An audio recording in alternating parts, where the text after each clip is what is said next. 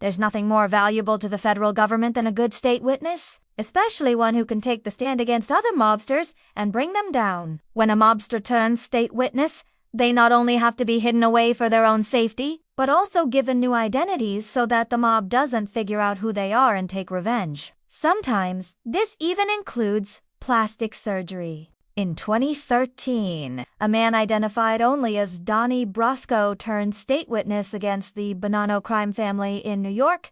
Donnie was once an associate of the family and had been involved with several crimes. He was arrested in 1986 for armed robbery, and then again in 1994, possession of stolen property. And in 1997, he was charged with racketeering and extortion. However, Donnie would never serve time behind bars for any of these crimes. Instead, he worked with the feds and testified against his fellow mobsters. For years, Donnie was able to avoid the life of a mafia rat by staying under the radar. But in recent years, he became greedy and wanted a larger share of the profits from the illegal gambling business he ran with other mobsters. This led to violence between Donnie and some of his partners. In self-defense, Donnie shot one of them and then went on the run from both the police and the mob. Eventually, he turned himself into the FBI and gave up his former associates. But what happened to Donnie after he turned state witness? Let's find out in today's episode of How Is He Alive? In this episode, we look at how the feds protect their witnesses and what happens to them when the mob wants them dead. We don't know if Donnie Brasco used his real name while working as an undercover agent, but if he did, it would be one of the most ironic things ever. Donnie Brasco is the name of an undercover FBI agent played by Johnny Depp in the 1997 movie Donnie Brasco. The character is an undercover agent who infiltrates the Bonanno crime family and makes it all the way to becoming a capo regime, which puts him in the top 5 of the organization. Donnie is almost caught during the course of the film, but ultimately gives evidence against his fellow mobsters and puts several of them behind bars. Donnie Brasco, the real one, got a reduced sentence of 10 years for racketeering after agreeing to cooperate with the FBI. However, he served less than 3 years before being released in 2001.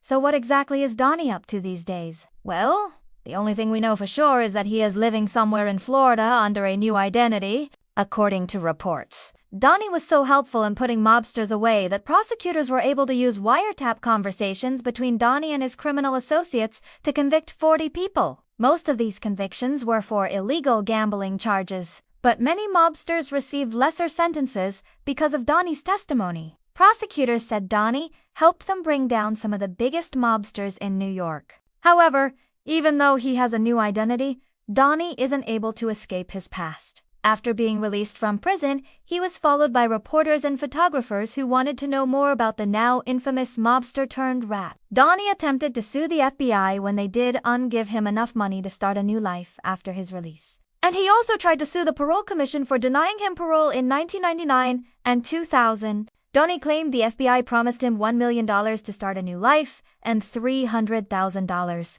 a year for 15 years to support his family. However, he only received around $500,000 in total. It's unknown how much Donnie was actually paid by the FBI, but it is likely he was given enough money to support himself and his family and never have to worry about money again. However, what is known is that the feds did not give Donnie a new social security number, driver's license or passport. They also put severe restrictions on where he could live and work and even limited who he could speak to. Donnie was told to stay away from anyone involved in organized crime. However, in 2001, Donnie violated these rules when he began working for a company owned by the Genovese crime family. His boss, there was a known mobster named Matthew Madonna. Donnie also began associating with another mobster named John Gotti, who is the son of the infamous Dapper Don, John Gotti. Donnie's former wife and 2 of his friends also landed jobs at Madonna's company and were paid for the sole purpose of keeping an eye on Donnie. When the FBI found out, they confronted Donnie, but he claimed he didn't know who these people were. However, the feds weren't buying it and accused Donnie of trying to pull a fast one over them. Donnie then admitted that he had asked for his old friends to be hired, but denied doing it to commit crimes. Despite this, the feds decided to revoke Donnie's witness protection status, claiming he wasn't being completely honest. However, They backed off when Donnie threatened to sue them for violating his civil rights. Donnie continued to work at Madonna's company until 2008, but it's unclear what he did there. In 2009, Donnie was arrested for possession of a controlled substance and resisting arrest. The charges were later dropped, and Donnie sued the arresting officer for misconduct. Donnie has also had trouble with the law since his release from prison, including arrests for disorderly conduct,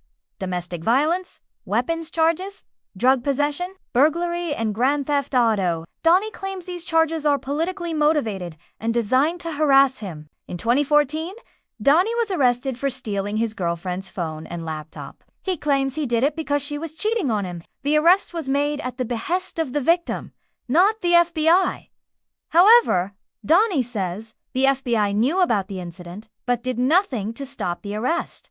Where is Donnie Brasco today? Well, Donnie is still living in Florida under his new identity. He's now a grandfather and spends his time fishing, playing golf, and enjoying life. Donnie says he isn't worried about the mob coming after him, but instead worries about being arrested by the cops for his crimes. Although Donnie did help put several mobsters away, he claims the FBI never paid him the money they promised. As a result, he's now suing the FBI for a breach of contract. Donnie is also suing the federal government for canceling his Secret Service protection and revoking his witness protection status. Donnie is seeking $50 million in damages from the government. However, the Justice Department has claimed that they're not liable for any harm that may come to Donnie. As for whether Donnie is truly sorry for his crimes or not, that remains a mystery. There have been several cases where mobsters turned state witness only to go back to the mob and kill people once they out of prison. However, Donnie claims he is truly sorry for his actions